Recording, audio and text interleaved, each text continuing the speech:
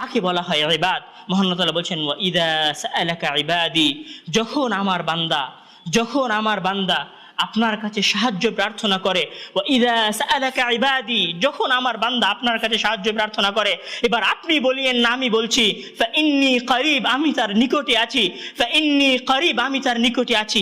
আপনার ঈমান যত গভীর হবে, আপনার ঈমান যত শক্তিশালী হবে, আপনি এই কথাটাকে তত কঠিনভাবে গ্রহণ করতে পারবেন। আপনার হৃদয়ের মণিকোঠায় এই কথাটা তত জোরে আঘাত করবে।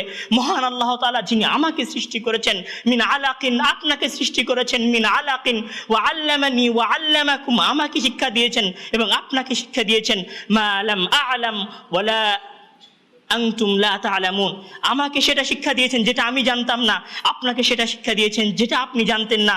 যিনি এই পৃথিবীকে সৃষ্টি করেছেন তিনি বলছেন আন্নী করিব ফা ইন্নী করিব, আমি নিকটে। আমি আপনাকে কিভাবে বুঝাই? আমি ব্যর্থ, আমি না, পৃথিবীর কেউ আপনাকে বুঝাতে পারবে না। আপনি আপনার হৃদয় চোখটা বন্ধ করেন, আপনি আপনার চোখটা বন্ধ করেন, হৃদয়ের গভীর থেকে, হৃদয়ের গহীন থেকে অর্থের সাথে এই আয়াতটাকে তেলাওয়াত করার চেষ্টা করুন। আপনার চোখ দিয়ে অশ্রু বের হতে বাধ্য, আপনি কাঁদতে বাধ্য। যিনি এই পৃথিবীকে সৃষ্টি করেছেন তিনি আপনাকে বলছেন আন্নী করিব, হে আমার বান্দা আমি তো তোমার নিকটেই আছি। وعن ابي هريره رضي الله تعالى عنه قال قال رسول الله صلى الله عليه وسلم ينزل ربنا تبارك وتعالى كل ليله الى سماء الدنيا حين يبقي ثلث الليل الاخر ويقول من يدعوني فاستجيب له من يسالني فاعطيه من يستغفرني فاغفر له। যিনি এই পৃথিবীকে সৃষ্টি করেছেন, যিনি এই জমিন আসমানকে সৃষ্টি করেছেন, যিনি এই গ্রহ উপগ্রহকে সৃষ্টি করেছেন, তিনি তার আরশ থেকে নিচে আসেন সপ্তম আসমানে। কার প্রয়োজনে? তার নিজের প্রয়োজনে নয়, আমার প্রয়োজনে, আমার মতো নগণ্য বান্দার প্রয়োজনে।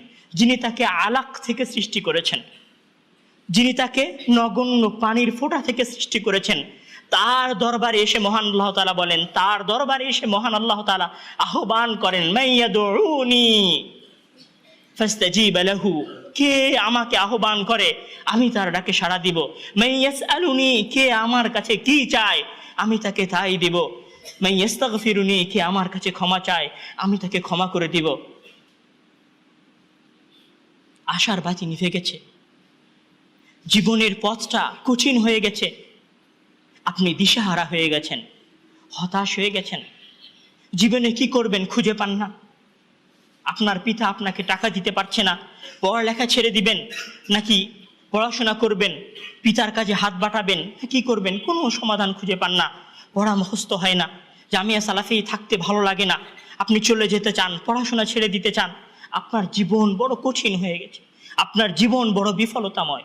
মহান আল্লাহ তাআলা শেষ আসমানে এসে আপনাকে আহ্বান করে আপনার জন্য। মহান আল্লাহ তাআলা আপনার দরবারে দস্তক দেয়, মহান আল্লাহ তাআলা আপনার দরবারে কড়া নাড়ে, হে আমার বান্দা ওঠো, হে আমার গোলাম, হে আমার বান্দা ওঠো, দেখো আমি আসমান থেকে সপ্তম আসমানে নেমে এসেছি তোমার জন্য, আর তুমি ঘুমাচ্ছ।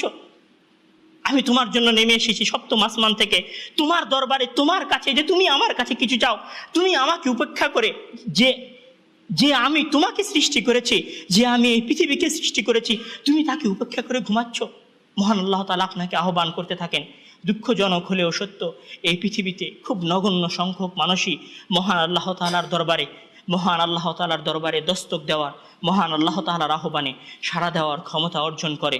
মহান আল্লাহ তাআলা আমাদের প্রত্যেককেই তার দরবারে, তার নিকটে চাওয়ার হতাশা এবং বিফলতায়, নিজের ব্রেনের এবং নিজের মেধার দুর্বলতায় অন্য কারোর কাছে সমাধান চাওয়ার জন্য নয়, মহান আল্লাহ তাআলার দরবারে সিজদা দিন, 2 রাকাত সালাত আদায় করুন, মহান আল্লাহ তাআলার কাছে চান। মহান আল্লাহ তাআলা আপনার জীবনকে সফল করে দিবেন, মহান আল্লাহ তাআলা আপনার জীবনকে বিপদ মুক্ত করে দিবেন, মহান আল্লাহ তাআলা আপনাকে ইহকালে এবং পরকালে কামিয়াব করবেন। যদিও বা মহান আল্লাহ তাআলা আপনার দোয়াকে, আপনার এরকম মনে হয় যে মহান আল্লাহ তাআলা আমার দোয়া কবুল করছেন না, জেনে রাখেন আপনি চাচ্ছেন ইউরিদু খায়রাল ফানিয়া, আপনি চাচ্ছেন দুনিয়াবী জীবনের সফলতা। মহান আল্লাহ তাআলা আপনার সেই চাওয়াটাকে আখিরাতে দিয়ে দিয়েছেন। আরাদা লাকা খায়রাল বাকিয়া, মহান আল্লাহ তাআলা আপনার কাছে চিরস্থায়ী জীবনের সফলতাটা লিখে দিয়েছেন। মহান আল্লাহ তাআলা তার বান্দার দোয়া কোনোদিন ফিরিয়ে দেন না। 2 রাকাত সালাত আদায় করে জীবনের যত সমস্যা আছে, জীবনের যত বিপদ আছে, জীবনের যত দুর্বলতা আছে, নিজের জীবনের যত সমস্যা আছে, সব কিছু মহান আল্লাহ তাআলার সামনে পেশ করুন। জেনে রাখুন তিনি পৃথিবীতে একমাত্র সত্তা যিনি আপনার জীবনকে, আপনার জীবনের সফলতার আলো নিয়ে আসতে পারেন, আপনার জীবনকে সফলতার আলোকে উদ্ভাসিত করতে পারেন। মহান আল্লাহ তাআলা আমাদের প্রত্যেককেই তাহার দরবারে, তাহার কাছে, তাহার আহ্বানে সাড়া দেওয়ার তৌফিক দান করুন। আমিন। ওয়া আখিরু দাওয়ানা আলহামদুলিল্লাহি রাব্বিল আলামিন।